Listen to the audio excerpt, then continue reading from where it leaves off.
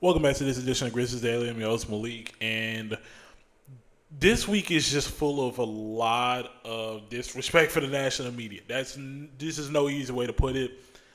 The national media has simply disrespected the Grizzlies, and it's come in so many different forms that it's like kind of unbearable at this point. From the NBA having their all-season power rankings, basically saying, I'm looking at this right now. They basically said the Grizzlies are the ninth best team in the all season, but that's not the issue. The issue is that they put the Mavericks ahead of the Grizzlies, and the Mavericks haven't really made any moves outside of bringing in Cooper Flag. So pretty crazy. But the one thing I really want to get into, Tim Legler, ESPN analyst, ESPN NBA analyst, I should say, he basically said something that really just rubs me the wrong way because I truly don't understand why the national media has these low expectations for the Grizzlies.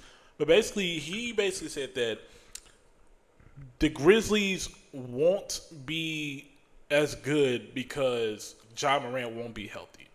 Like he's saying, he said actually the Grizzlies don't have a chance because Ja Morant won't be healthy. And this comes with ESPN, the whole over under win total of 40.5 for the Grizzlies next season, basically calling them a 500 team going into next year. And all I have to say is, while part of that statement is true, it really is depending on how healthy Ja is. To say they have no chance is crazy. Like, to say they have no chance is pretty crazy to me considering that the team did, in my opinion, got better.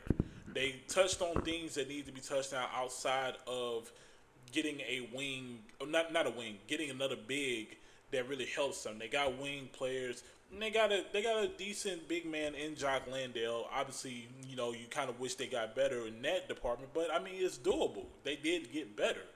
But to say they have no chance at making the playoffs is crazy to me. Like, actually crazy. Now, like I say, this year is depending on how healthy Ja Morant is. I think if the Grizzlies want to get far, they need Ja Morant to play at least 65 games. Meet that threshold, make an All-NBA team, and just be in contention for a lot of things, but also just make a name for himself as like, hey, I still am, doing pretty good at the game of basketball. I just got to get healthier, and that's something that we hope Ja Morant gets. But just the thought of the Grizzlies having no chance at all, but we're giving teams like the Mavericks, the Spurs, all these chances, and they're still rebuilding. But the national media just swears up and down that the Grizzlies are rebuilding. It's really crazy to me. Like one of his think pieces was the team. He missed 32 games last year, and they went 18-14. Keep in mind, this is with the Taylor Jenkins system.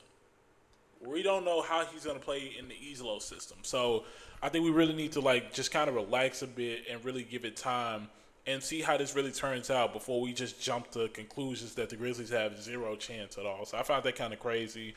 It really just ridiculous at this point. I'm honestly not even shocked for real. And while on the subject of ESPN, they also released a list talking about their most interesting sophomores. You would think Zack Edy makes the list. He didn't. Jalen Wells made the list at 8th, but Zack Edy didn't make the list, which is very, very, very interesting to me because Zack Edy, when given the chance, he was a 20-rebound machine in Easelo's system. So I don't understand how we can say going into next year that he is just not interesting at all. You know what I'm saying? Like how do we go from a guy who's a lottery pick at not. Oh, I'm sorry, y'all. I thought something happened to my recording. I had to make sure we were still recording. I really don't know what just happened now.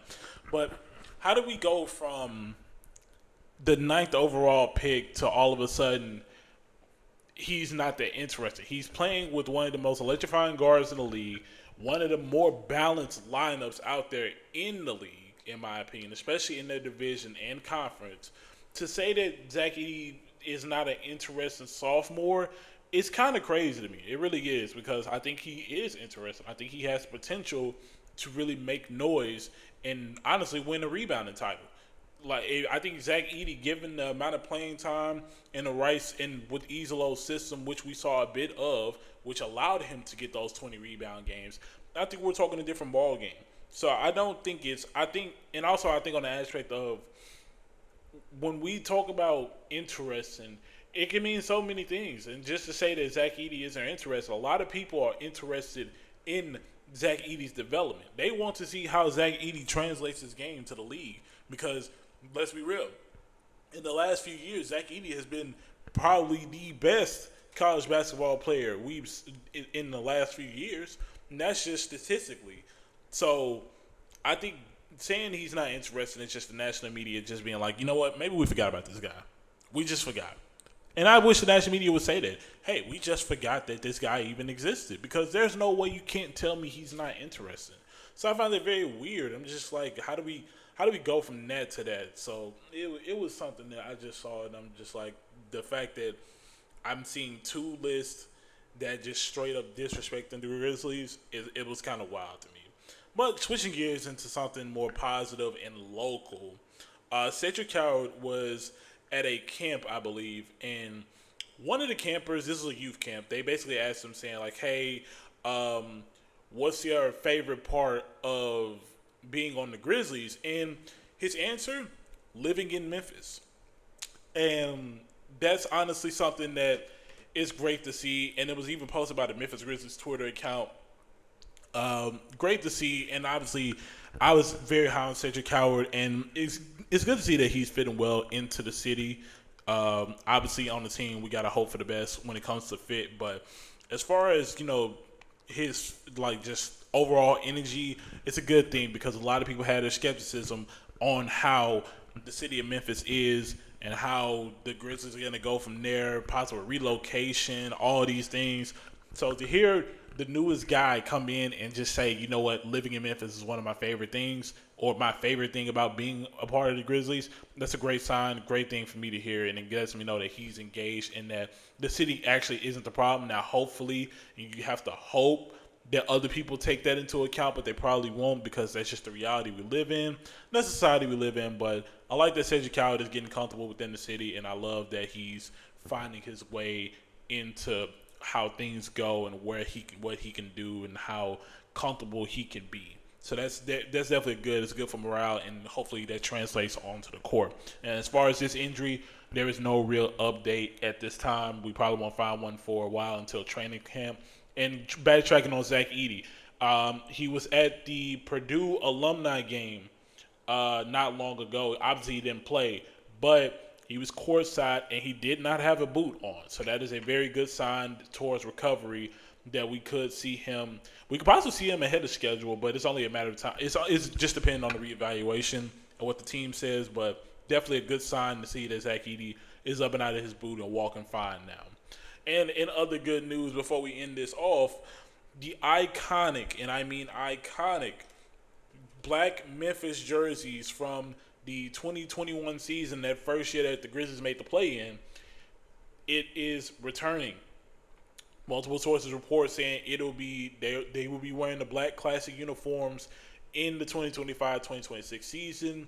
Very, very interested to see how this looks because I never got to see this jersey in person. So I'll have my first opportunity to see it. And it definitely looks like the Grizzlies are just kind of, trying older things and seeing how they look. I mean, like I said, this jersey, I remember Ja wearing this jersey, I think like his third year in the league or second year. It was like second, third year in the league back when there wasn't really fans in the arena well after the bubble.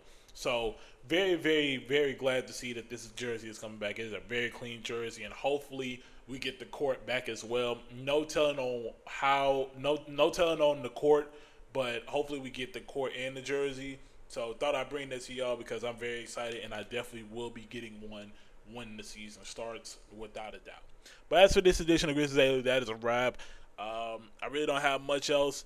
Just some small little things. Right now it's just more so opinions in the off season. Like I said, we're approaching training camp, so not much going on, but more so just public opinion at this point. So if you like this video, make sure to like, comment anything that you want me to see, subscribe, turn on post notifications so you get notified when we upload. And that's for this edition of Grizzlies Daily. I'm Malik, and I'll be signing off.